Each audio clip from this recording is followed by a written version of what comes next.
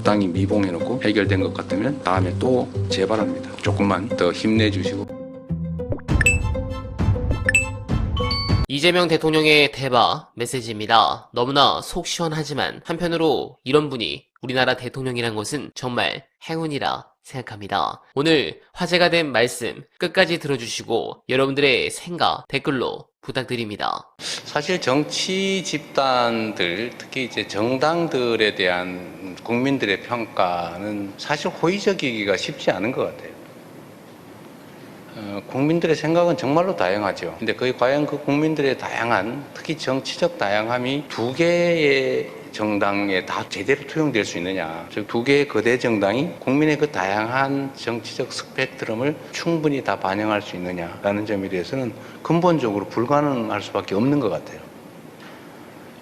결국은 어거지로 반쯤 나눠서 마음에 안 들지만 좀 그래도 괜찮으니까 이쪽도 그냥 지지하긴 하는데 영 아니야. 이게 훨씬 더 많은 것 같아요. 아, 정말 나의 모든 정치적 의사를 잘 반영하는 훌륭한 정당이야. 정말 딱 마음에 들어. 이게 별로 없을 것 같아요. 그게 뭐 대부분의 나라의 정당이 비슷하지 않을까 싶은데, 물론 발전 정도에 따라서 이 정당들의 행태가 그 중에서도 그 불합리한 요소를 최대한 많이 제거하고 또 합리적 요소를 최대한 많이 키우면 그런 불만들은 많이 줄어들 수 있겠죠. 그런데 그게 또 상대적인 것이어서 쉽지 않은 측면이 있는 것 같습니다. 제가 지금 대통령의 직책을 수행하면서도 제일 중요하게 여기는 것이 국민 통합이고, 또 가능하면 존재를 인정하고 대화하고 타협하려고 합니다. 가끔씩 대화를 해보면 시간 낭비다라는 생각을 넘어서서 화가 날 때가 상당히 있어요. 그래도 또 해야 될 일이니까 열심히 하려고 노력합니다만 대화 자체가 안 될 때도 꽤 있는 것 같습니다. 그러면 상대 입장에서는 일부러 그러거나 모르고 그러느냐,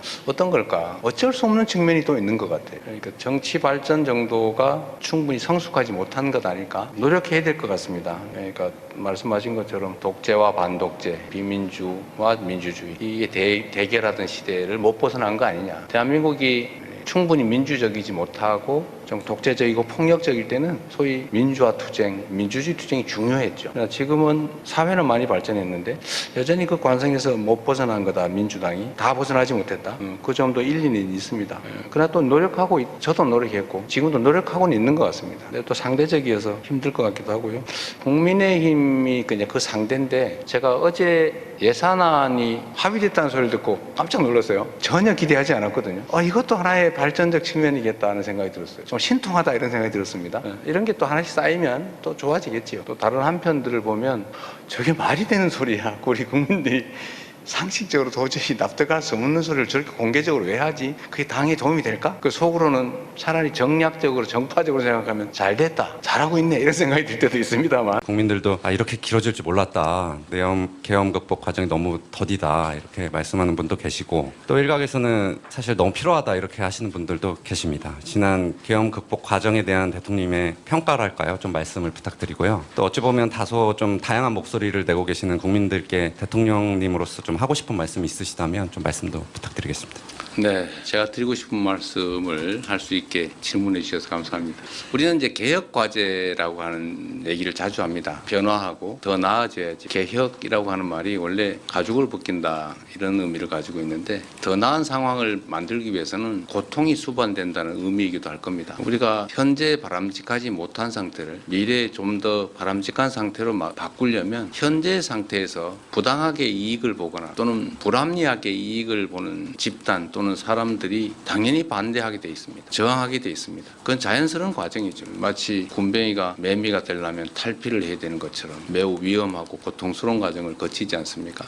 그 개혁의 과정은 어쨌든 아픈 곳 또는 골마 터진 곳을 도려내야 되는데 수술 과정을 거치지 않을 수가 없죠. 만약에 감기 같은 아주 사소한 질병을 1년씩 치료하고 이러면 그건 무능한 거겠죠. 고통이 너무 크겠죠. 그러나 정말 이 몸속 깊숙이 박힌 치명적인 암을 제거하는 것이다, 암을 치료하는 것은 그렇게 쉽게 끝나지 않습니다. 대한민국의 헌정 질서를 통째로 파괴하고 법과 질서 위에 군인의 폭력으로 나라를 지배하고자 시도했고 실제로 그게 현실이 될 가능성이 매우 높았지 않습니까? 이런 일은 언제든지 재발할 수 있죠. 그래서 이 나라의 근본에 관한 이 문제는 철저하게 진상규명을 하고 상응하는 책임을 묻고 또 재발 방지를 위한 합당한 대책을 반드시 세워야 됩니다. 여러분도 한번 생각을 해보십시오. 12월 3일 밤에 이 수없이 많은 우연들이 겹쳐서 계엄을 저지했습니다. 그리고 결국 계엄 수계의 퇴진 그리고 새로운 정부를 만들어냈는데 이 과정에서 정말 그 우연스러워 보이던 단 한 가지만 뒤틀어졌더라도 계엄이 성공했을 가능성이 높습니다. 한 가지만 예를 든다면 혹여 국회로 향하는 헬기를 조기에 상공 진입을 허용했다면 결과는 바뀌었겠죠. 파견된 계엄군 중에 누구 단 한 사람이라도 개머리판이라도 휘둘렀다면 실탄이라도 지급했다면 단 한 가지들의 우연히 비껴나가기만 했어도 결국은 대한민국은 지옥으로 떨어졌겠죠. 이걸 우리 국민들의 치열한 힘으로 정말로 하나님이 보호하사 막아냈습니다. 시간이 걸리더라도 다시는 이런 위험을 우리 스스로 또는 우리 후대들에게 겪게 해서는 안 됩니다. 조금 길고 조금 지치더라도 치료는 깨끗하게 해야 합니다. 가담자들을 가혹하게 끝까지 엄벌하자는 취지가 아닙니다. 깊이 반성하고 재발의 여지가 없다면 용서하고 화합하고 포용해야 되겠지요. 그러나 숨겨놓고 적당히 넘어갈 수는 없습니다. 통합해야 됩니다. 그러나 통합이 봉합을 의미하지는 않습니다. 적당히 미봉해놓고 해결된 것 같으면 다음에 또 재발합니다. 조금만 더 힘내주시고 조금만 더 도와주시고 조금만 더 견뎌주시기 바랍니다. 네, 공감합니다. 이 대통령 정말 대단하십니다. 사실 저는 이 대통령이 취임 직후 말씀하신 이 부분, 즉 퇴임하실 때 지지율이 더 높아질 것이란 말씀이 반드시 현실로 이어지길 희망합니다.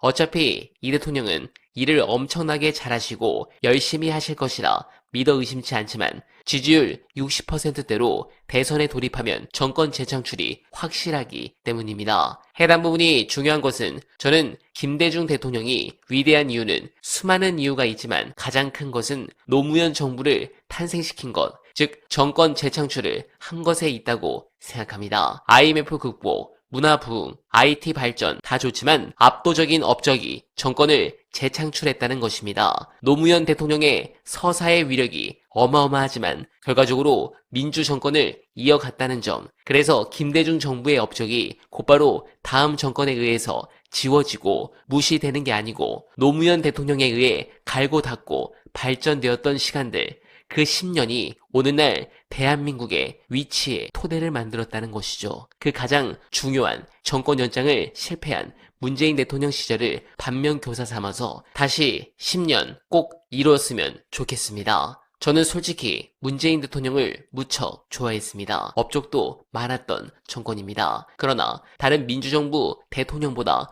평가가 현재 굉장히 박한 것은 윤석열을 충분히 막을 수 있는 기회가 있음에도 실패한 부분에 있어 실패한 정부라 생각합니다. 그런 부분에서 이 대통령은 반드시 정권 재창출에 성공하시길 기원하며 원하면은 오늘도 최선을 다하겠습니다. 여러분 고맙습니다.